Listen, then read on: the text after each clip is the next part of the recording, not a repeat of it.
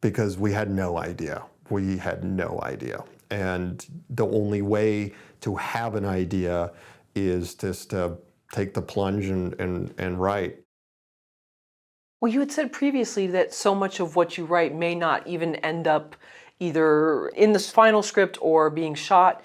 How often do you write just what you consider awful pages on purpose, like embarrassing pages, just to get sort of yourself going? Like how many pages or how much time? How much time do you sort of? It could be weeks, months, you know.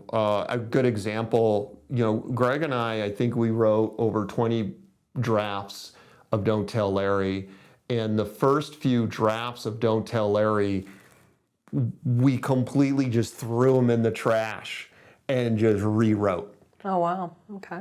Because it was like, this isn't working, but we've discovered some things about Susan, our main character, and Patrick. And I remember we discovered some things about the dynamic of this, like these two co-workers. So if we hadn't have written those pages, we wouldn't have understood the dynamic between the two of how they're friends. They have to work together, but they don't see things eye to eye. And now that they have to work really hard to keep this secret from Larry, it just makes it challenging for them to have to work together because the stakes are so high for them. But we needed to write those drafts in order to figure that out because we had no idea. We had no idea. And the only way to have an idea is just to take the plunge and write. There's people, my mother was an oil painter, and she would like paint stuff, and if she didn't like it, she'd paint over it until she liked the painting that she was trying to do. She would always paint my dad's cabin that he had, and she would like go just paint over it, the thing she didn't like, until she found the thing that she was wanting to do in the painting. And writing is no different. The same thing for editing. I'll do the same thing. I'll edit this whole sequence, this whole scene. It could be 15 minutes and then 15 minutes long. And then as you're watching the movie, you're like, this 15 minutes is wrong. It needs to be different. And I think I know what to do now. I wouldn't have known unless I cut these 15 minutes to be this way.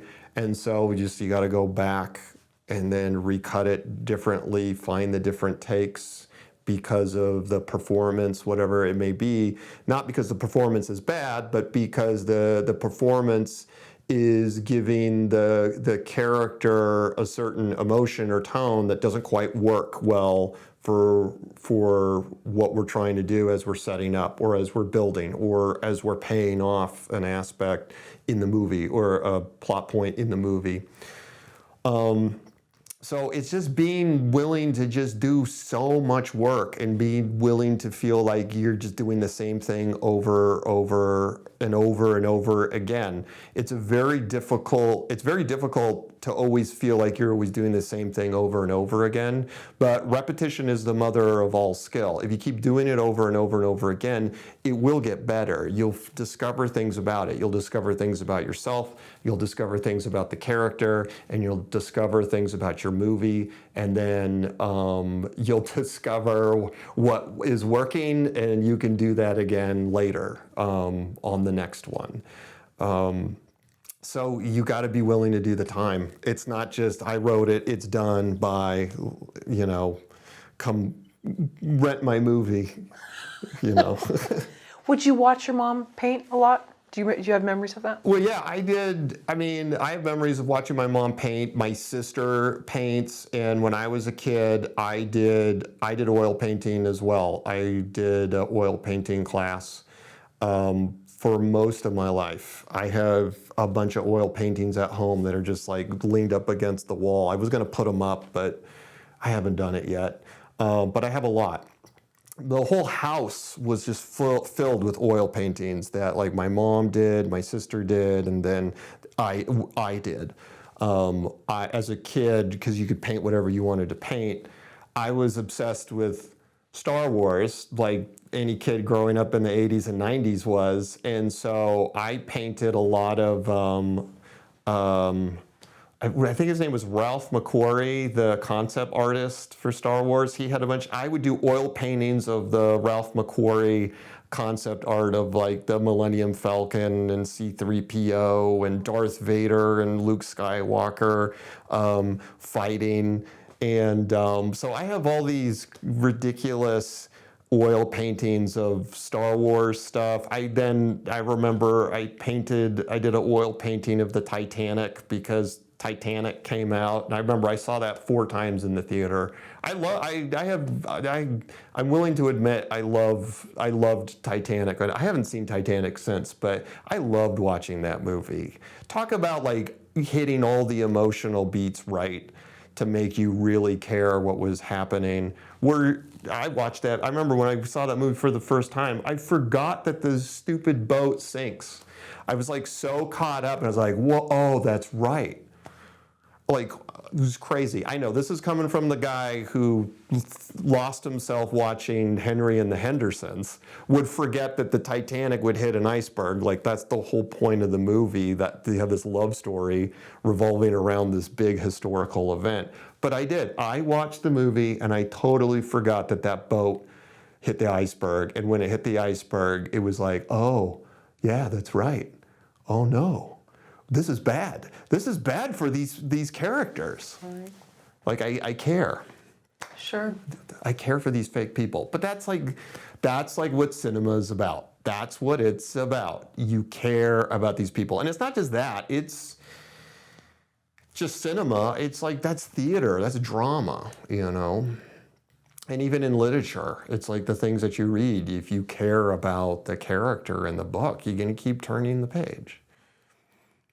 You just jogged my memory, just not to bring this up, but Seraphim? Have you seen about the painter? Oh, it's a French movie, Seraphim, and it's on Tubi, and it's really good. You're going to be surprised. I have not really watched any movies about painters. They're not interesting to me. Oh, you don't? Okay, because I love it. There was another one about a woman from Finland who was a painter.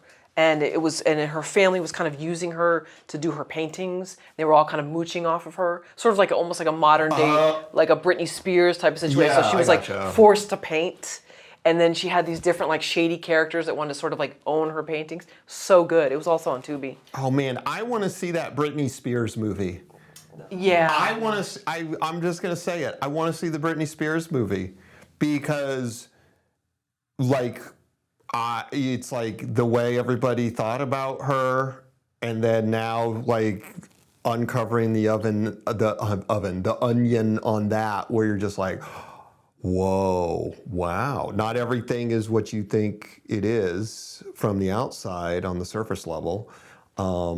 It's deeper. Everything goes deeper. There's something motivating that, and that's a good way of understanding just as you're writing your story too, where at the surface what's happening, and then underneath what's happening, and how is it reflecting that. I think that's like what any good mystery movie is. You know, on the outer workings, this is happening, but like Clute.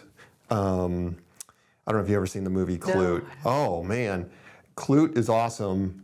The cinematography is awesome. It's Gordon Willis who shot The Godfather, and it's with Donald Sutherland, and I want to say Julie Christie, but I feel like every pretty lady that is in cinema in the 60s and 70s is Julie Christie. So I can't remember if it's for her in the movie, but it is. That's, you know, Donald Sutherland is investigating this thing, and what you think is on the outside is completely different on the inside. Just like The Conversation or The French Connection, those types of movies, you know.